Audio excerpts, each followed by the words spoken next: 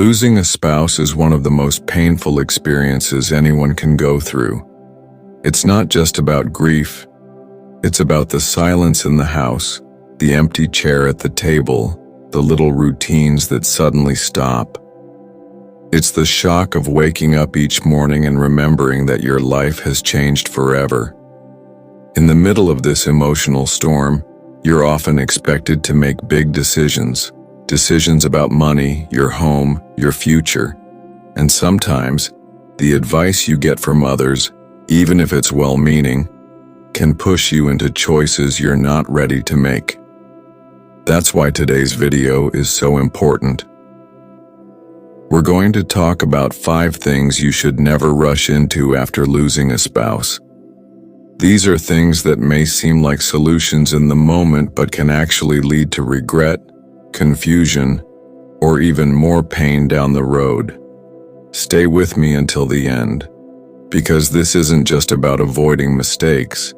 It's about helping you protect your peace, your health, and your future. Number 1, don't make big financial decisions too soon. Narrator. When a spouse passes away, there are often dozens of financial questions to deal with. Bank accounts, insurance, pensions, wills, property.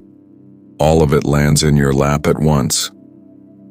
And in the middle of that, it's tempting to start taking action fast. You might feel the urge to sell the house, downsize, move to a new place, or start giving money to the kids or grandkids. But here's the truth. Grief clouds judgment, and when your heart is broken, it's very hard for your mind to make clear decisions. Let's take the story of Margaret, who was 74 when she lost her husband of 40 years. Within a month, people started telling her she should sell her big house. "Too much for you to handle," they said. "You'll feel better in a smaller place." So she sold the house and moved to a small apartment across town. But just a few weeks after moving, Margaret started feeling even worse. She missed her garden. She missed her neighbors. She missed the memories in those walls. The decision she made so quickly out of fear and loneliness turned into a lasting regret. The advice from experts is clear. Wait at least a year before making any major financial changes. That first year is about adjusting emotionally. It's about taking care of yourself, not rushing into change. Here are some financial decisions to delay: selling your home, changing your investments, giving away large sums of money, making big purchases, signing anything under pressure. If someone is pressuring you to act now, take that as a sign to slow down. Also, beware of financial predators. Sadly, there are people who take advantage of grieving seniors.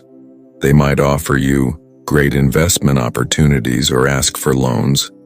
Don't fall for it. If it sounds too good to be true, it usually is. Talk to a financial advisor you trust. Take someone with you to meetings. And always ask for time to think before signing anything. Remember, you don't need to make big decisions right now. Give yourself the gift of time. Number 2, don't isolate yourself from people who care. Narrator. After losing your partner, it's natural to want to be alone. Grief is personal.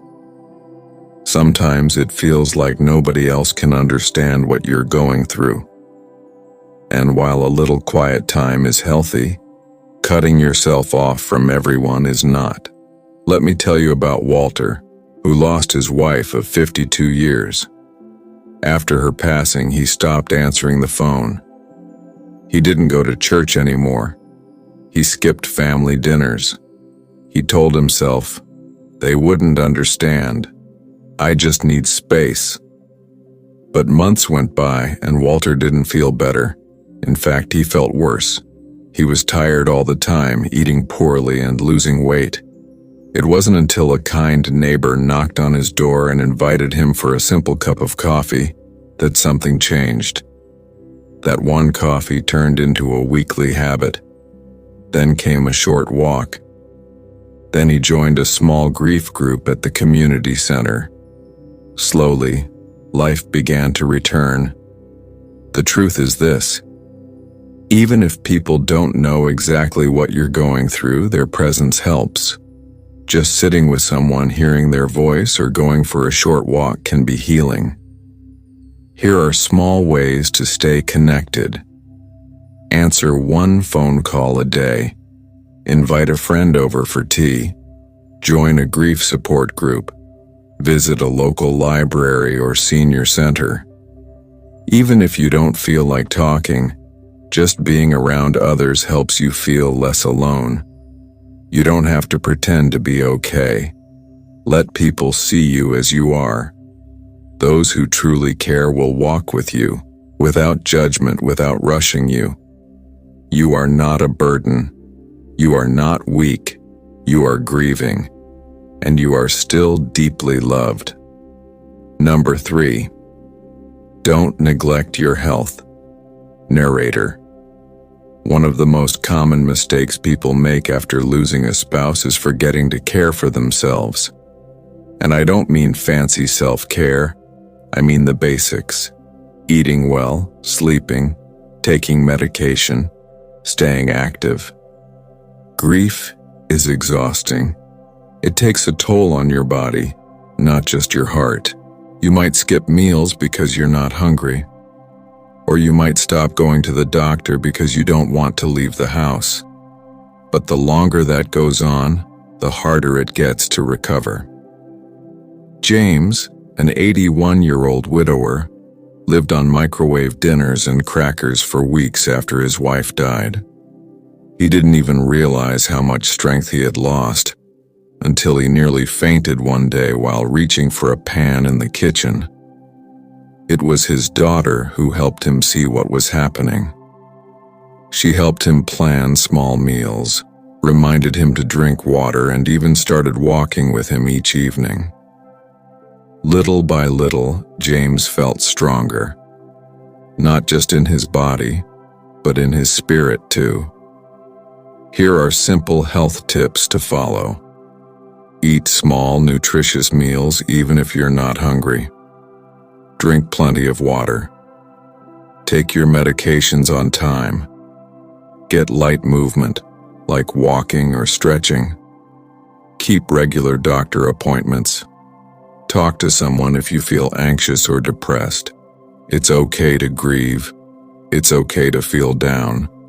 But don't forget, your health matters. Your life still matters. Taking care of yourself doesn't mean you're forgetting your spouse. It means you're honoring them by continuing forward, step by step. Number 4, don't rush into a new relationship. Narrator. When you've spent a lifetime with someone, their absence feels like a hole in your heart. The silence in the house, the empty spot in the bed, the lack of laughter at the dinner table. It's no wonder that many widows and widowers consider companionship again. And that's okay. What's not okay is rushing into a new relationship before you've had time to heal. When grief is fresh, emotions are raw. You might confuse comfort with love. You might look for someone not because you're ready, but because you're hurting. That's what happened to Barbara, who was 72 when she met a man through a friend just 3 months after her husband passed away. At first, she felt alive again. Finally, someone to talk to eat with, to hold her hand. But within weeks, the relationship felt rushed. He wanted to move in. He asked about her finances. He didn't like her talking to her daughter. It didn't feel right. Barbara ended it, and though she felt embarrassed at first, she also felt relieved. She realized she had been trying to fill the void, when what she really needed was time. Here are things to keep in mind. Take time to understand your grief before seeking love. Don't make decisions based on loneliness. Watch for red flags, pressure to commit, talk of money or control over your life. Talk to family and friends about how you're feeling. Know that you are lovable and worthy, with or without a partner. A new relationship should feel like a blessing, not a rescue. It should come from a place of peace, not panic. It's okay to be alone. It's okay to wait. And when the time is right, love will feel different. But it can still be meaningful. Number 5. Don't forget that you still have a life to live. Narrator. Perhaps the hardest truth to accept after losing a spouse is this: life continues, and while it may never be the same, it can still be beautiful. Many seniors feel that their life ended the day their partner passed. And yes, it was the end of a chapter. But not the end of your story. Your story is still being written, and you are still the author. You can still travel somewhere you've always wanted to go, learn a new hobby, volunteer and help others, visit the grandchildren, watch the sunrise, laugh again, dance again, love again. These moments don't erase your grief. They sit beside it. They are signs that life is still possible. So don't stop dreaming. Don't stop planning. Don't stop living. Grief is a long road, and there is no map that works for everyone. But there are guideposts, things you can avoid to make the journey a little easier, a little gentler. Let's remember them. Don't rush into big financial decisions. Don't isolate yourself. Don't neglect your health. Don't rush into new relationships. Don't forget you still have a life to live. Take your time. Be kind to yourself. And know this: you are not alone. If this video spoke to your heart, leave a comment below. Share your story if you feel ready. Or just write, "I'm here." Because sometimes, knowing someone is walking this path with you makes all the difference. Please subscribe and turn on the bell so you don't miss any future videos. You deserve support, peace, and healing. And we're here for you every step of the way. Thank you for watching. Let me know if you'd like this split into sections, turned into a PDF, or repurposed for a YouTube voiceover.